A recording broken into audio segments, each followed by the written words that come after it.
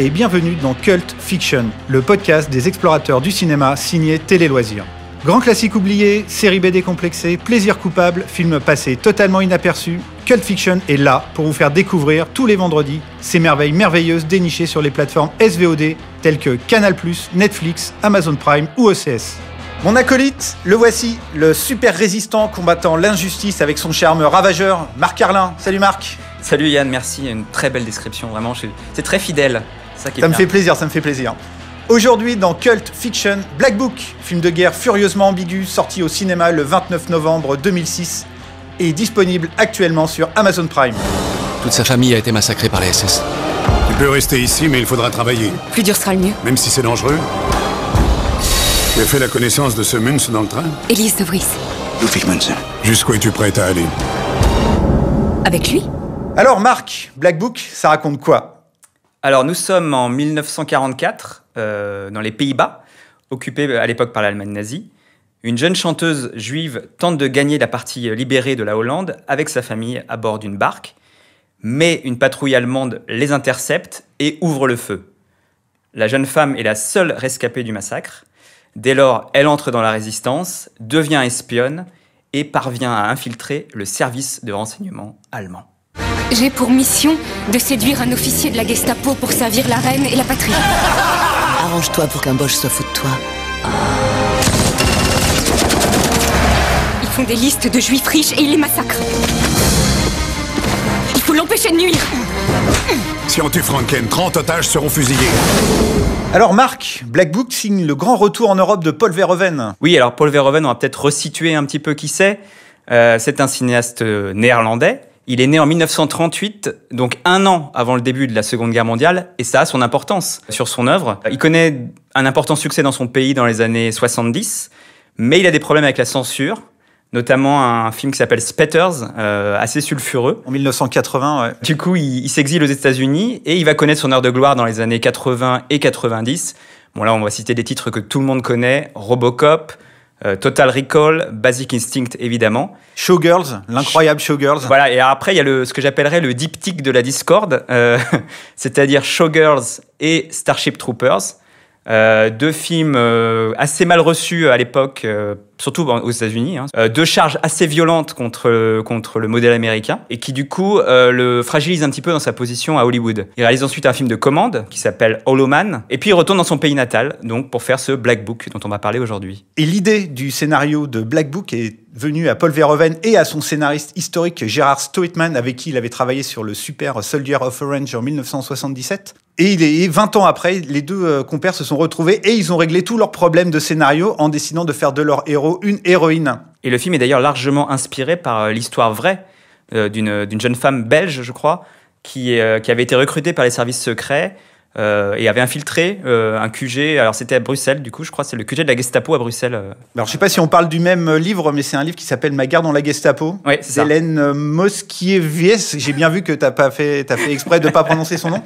Et dans une interview à écran large aussi, Paul Verhoeven a annoncé qu'il s'était basé sur la vie de 3 résistantes hollandaises qui malheureusement sont toutes mortes pendant la Deuxième Guerre mondiale. Et on peut dire aussi que le Black Book, qui est le sujet du livre, a vraiment existé. Le carnet noir, donc. Le carnet noir qui recensait tous les collaborateurs et tous les traîtres dans la ville où se passe le film. Le film se passe à La Haye, où Verhoeven a grandi. Et il a grandi, on l'a dit tout à l'heure, sous l'occupation allemande, puisqu'il est né en 1938. Donc les premières années de sa vie ont été marquées par... Oui, et c'est ça qui est fort, en fait. Il situe son film en 1944, donc une période vraiment très très précise de la Deuxième Guerre mondiale. C'est quasiment la fin de la guerre. Il y a déjà des zones libres en Hollande. Donc on est vraiment une période vraiment de transition, période encore plus trouble, où les masques tombent, tu vois. Le nazisme, il atteint paradoxalement toutes les strates de la société comme une espèce d'énorme cancer, quoi. Et en plus, ce qui est très très fort, c'est que la Hollande, ça a été un laboratoire du nazisme, et il y a 75% de la population juive qui a été exterminée. Oui, parce je sais pas si je l'ai dit dans mon pitch, mais donc la jeune chanteuse, le héros du film, enfin l'héroïne, pardon, du film, est une jeune chanteuse juive. Et elle doit se cacher, en fait... Au début, en fait, elle doit se cacher de tout le monde, finalement. Elle doit se cacher des Allemands, elle doit se cacher aussi des Hollandais. Et c'est ça l'intérêt du personnage, c'est que, en fait, elle est très rapidement toute seule face à tout le monde, en fait. Et ceux qu'elle croit être ses amis ne sont pas forcément ses amis. Ceux qu'elle croit être ses ennemis ne sont pas forcément ses ennemis non plus. Tout est là-dedans. Wie dumm hältst du mich eigentlich? Du erzählst mir jetzt alles. Tu es une espionne? Morgen kommst du an die Wand. Wozu denn noch mehr Blut vergießen, Obergruppenführer? Der Krieg ist aus!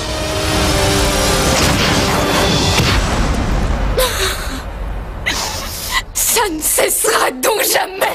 Et c'est là tout l'intérêt du film, c'est l'ambiguïté. Bah oui, c'est vraiment c'est le thème fondateur, vraiment fondamental de ce film, c'est vraiment l'ambiguïté. Alors en fait, le film, c'est une espèce de Cluedo géant, tu sais pas, mais qui trahit qui tout le temps, et en fait, tout le monde tout le temps. Il y a vraiment, tout le monde est des agents doubles, triples, quadruples. L'officier nazi essaye de négocier une trêve avec les résistants. Les résistants sont vraiment pas blanc-bleu, ils sont tous plus ou moins antisémites, ça c'est vraiment montré frontalement dans le film. Et effectivement, au milieu, il y a elle, la belle Rachel, qui, au milieu de sa mission qui consiste à séduire l'officier allemand qui dirige la répression donc à La Haye, et en même temps, elle tombe complètement amoureuse de lui, et lui tombe amoureux d'elle. Et c'est en même temps au milieu une histoire d'amour assez dingo, parce que il y a vraiment une scène assez incroyable qu'on peut quand même raconter, c'est vraiment au tout début du film, c'est qu'elle se fait démasquer tout de suite. Oui. Et ça, c'est fort, parce que tout d'un coup, tu découvres que leurs pires ennemis, quelque part, c'est les gens de leur propre camp, c'est pas le camp d'en face. C'est un film assez labyrinthique, un film romanesque, romantique, assez dingo, quoi. Il y a un personnage au début du film qui dit, qui prévient en fait le personnage de Rachel en lui disant on ne doit faire confiance à personne par les temps qui courent. Quasiment au début du film. Et en fait, c'est programmatique sur tout ce qui va se dérouler pendant le film, quoi. Et par contre, on peut dire, c'est pas un film qui donne vraiment foi en l'humanité. Ah, je sais pas. Alors, quelque part, c'est à la fois, effectivement, c'est très dur, mais en même temps, ça montre toutes les facettes de l'humanité. À la le complexité. Romantisme, la beauté, le sacrifice et l'amour, et en même temps, effectivement, la pire saloperie. Et on ressent, moi, je trouve, la hargne de Verhoeven, parce que, bon, Verhoeven a toujours été un cinéaste de la cruauté, ça existe dans ses films, mais dans celui-là, particulièrement, je trouve qu'il y a vraiment une hargne, il y a presque un côté revanchard, on sent qu'il y a un côté où il donne tout, quoi, il retourne dans son pays, et il veut frapper fort. Ouais, et puis en même temps, c'est vraiment l'archétype de son personnage. Elle est en mission vengeresse. Elle ressemble un peu à Shoshana dans Inglourious Bastard de Quentin Tarantino. Elle a vu le massacre de sa famille, et elle veut se venger.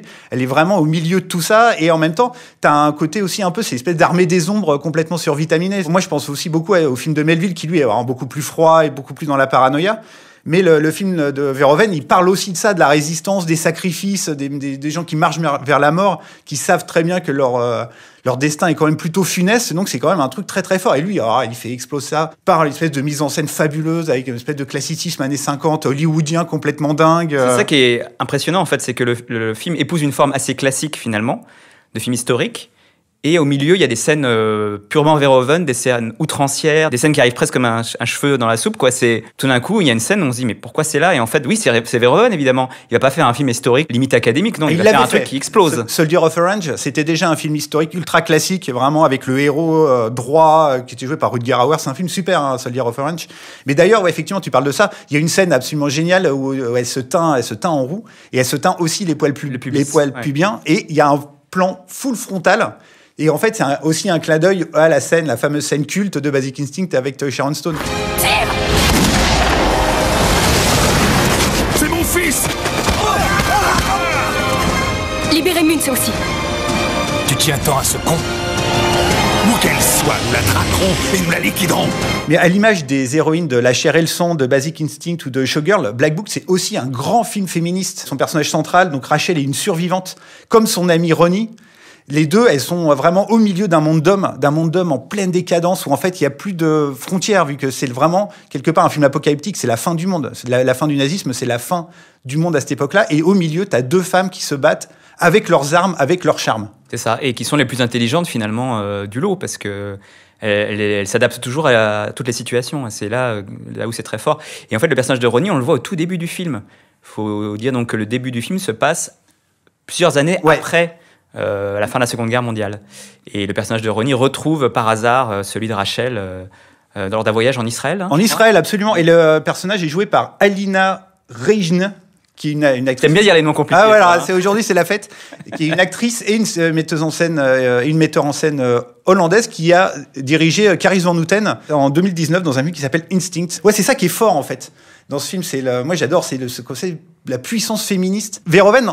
Alors qu'il a toujours été plutôt dénoncé pour ça, pour le côté montrer la chair et montrer vraiment le corps féminin. Oui, une certaine perversion. Ouais, et en même temps, c'est des personnages toujours forts, toujours puissants. Donc c'est quelque part un vrai réalisateur féministe. Et en plus, évidemment, on en vient enfin à l'explosion Caris Van Houten qui est absolument mais fabuleuse et d'une beauté incroyable. Le monde entier la découvre dans ce film alors qu'elle a juste 30 ans et qu'elle a déjà une petite carrière hollandaise. Elle a une carrière hollandaise, elle a fait pas mal de cinéma, de théâtre.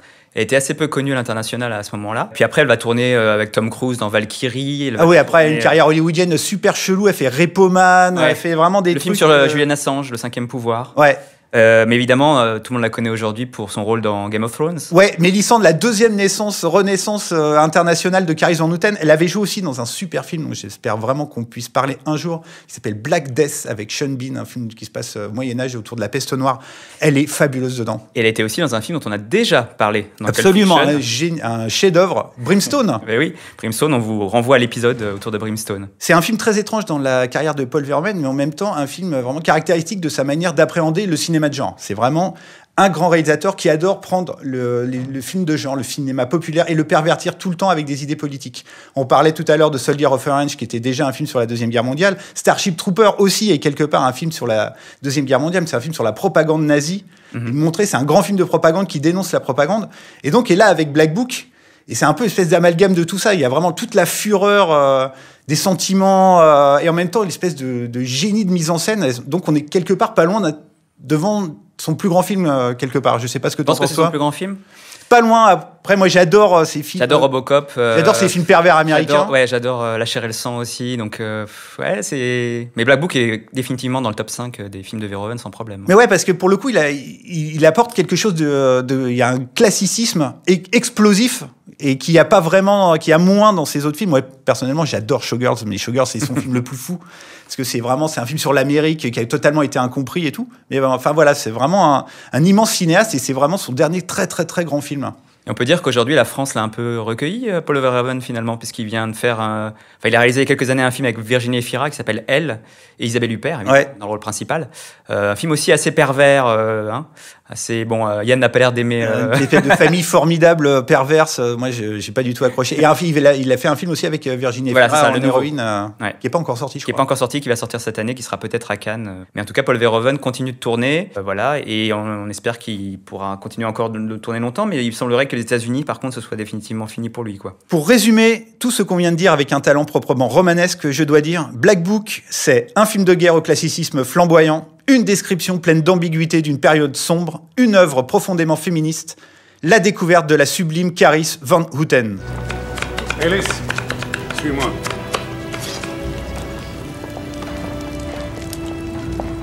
Une femme s'est désistée. Tu serais volontaire pour la remplacer ? Je veux travailler. Même s'il y a des risques ? Je vois pas ce que j'ai à perdre. La vie.